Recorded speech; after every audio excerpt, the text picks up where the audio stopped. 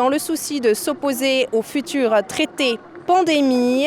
Des citoyens suisses et venus d'ailleurs se sont réunis aujourd'hui devant le siège des Nations Unies à Genève pour faire appel. NTD a décidé d'aller à la rencontre de ces manifestants qui s'opposent à un traité qu'ils disent tyrannique et dangereux. Ce qui se passe cette semaine à l'OMS, c'est une prise de pouvoir de l'OMS, la tutelle sur les États avec ce nouveau règlement sanitaire international qui compte 300 amendements et un deuxième accord, l'accord pandémique, le traité pandémique qui, on va dire, chevauche beaucoup le règlement sanitaire international et qui surtout est une attaque grave à la souveraineté des États et à la liberté individuelle des personnes. C'est extrêmement grave, ainsi qu'aux droits humains. C'est vrai qu'il y a certains points qui sont vraiment très préoccupants.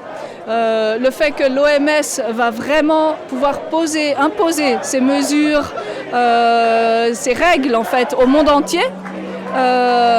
Et qu'il va y avoir aussi un organe de contrôle par rapport à l'infodémie en fait, ce qui va pouvoir être dit au niveau des transferts d'informations.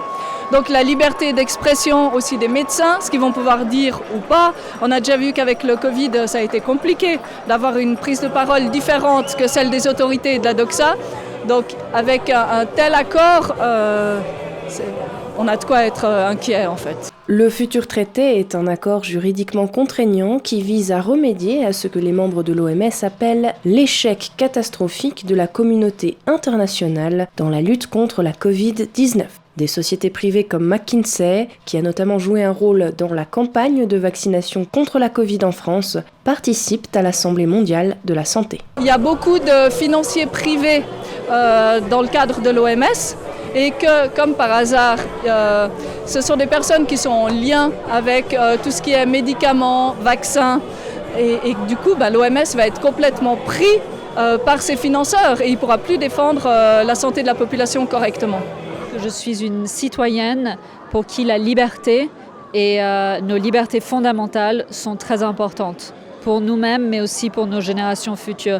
Et ce qui se passe en ce moment ici à Genève, derrière nous, dans les murs des Nations Unies, au travers de l'Assemblée nationale de l'OMS, est très très grave. Comment est-ce possible qu'un Tedros est à la tête de cette organisation? C'est quelqu'un qui est criminel et qui a fait des choses atroces et pas que lui. Donc moi je ne comprends pas que...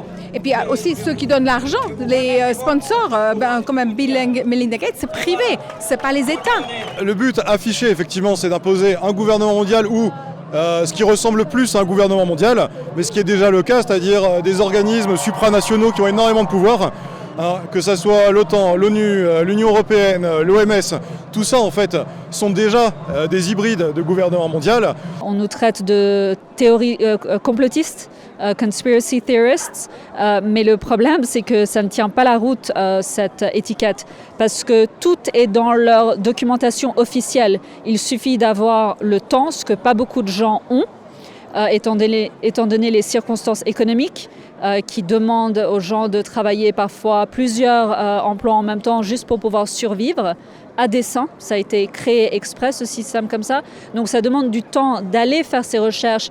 Le directeur général de l'OMS, Tedros Ghebreyesus, a déclaré cette semaine qu'une nouvelle réforme ne devrait pas être retardée car une pandémie pourrait frapper à nos portes prochainement.